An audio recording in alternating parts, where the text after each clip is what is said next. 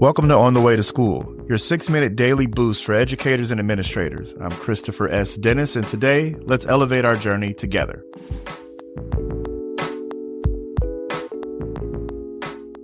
Good morning, everybody. Welcome to On the Way to School. I hope you are in a wonderful day and a great morning.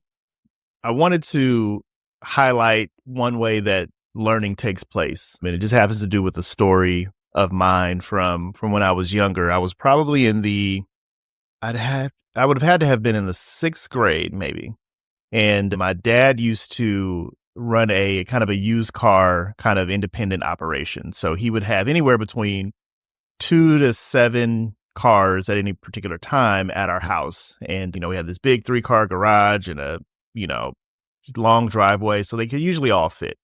And, I was always just kind of under his thumb, just around him, and he would give me tasks as his assistant, essentially, in the business.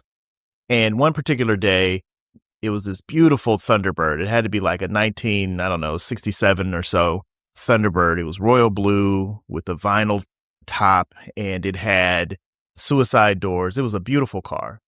And he was gone, and he called me, and he said, well, someone's coming to buy the Thunderbird. I need you to take their money, write them a bill of sale, and make sure they enjoy the car.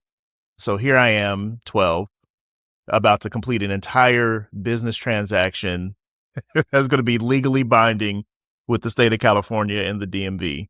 And I had seen him do it enough times to understand what I needed to do. He also kind of told me what to write. And this is goodness, early 90s. So there wasn't like a template that I could print out on my computer. It was literally a blank sheet of printer paper. I write the date at the top. I just kind of outline the parameters. And the guy came over, looked at it, asked me a bunch of questions about the car. And it just so happens that I had loved that car. My dad also said, hey, this is your car. You get to have this until somebody comes to buy it. So I knew enough about the car to be able to essentially sell the car. And this guy, who was probably in his late 30s, had no issue conducting the transaction with a 12-year-old. But I was able to complete that transaction, and I ended up doing that a couple more times with cars my dad would have. So the learning lesson here is that I realized this morning in the shower, for some random reason, thinking about it, that project-based learning? There was a project that had real-world implications. There were things and skills that I needed to learn building up to that moment.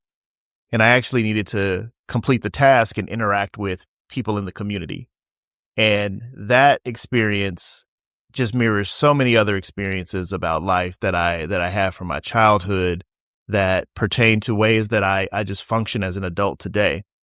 So as leaders and educators, there are so many ways where we can, take a story, take a life experience, and they end up being helpful teaching moments or teaching tools for the people around us. So think back to your own experience and the things that are a part of your world. What were those projects and those things that helped you expand your learning as an individual and as a person that helped you go on, to this day? So that 12-year-old experience, there wasn't necessarily a curricular focus that helped me, but it allowed me to understand that, you can conduct transactions and there's a way to do it, and you need to be able to be responsible, reasonable, and you got to connect with people.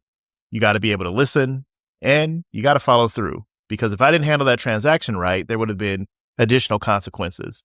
But one of the things about project-based learning and leadership is that there's a level of trust. There's a level of trust that comes into the conversation that is subtle, but very significant. Because you wouldn't be in the position to do the task if you didn't have the trust. And when you are in a position where somebody trusts you to execute something, it's pretty mundane, it's pretty boring, but it is so significant. So again, think about when was the last time you had some project-based learning in your childhood that didn't have a grade attached to it? All right, folks, have a great morning.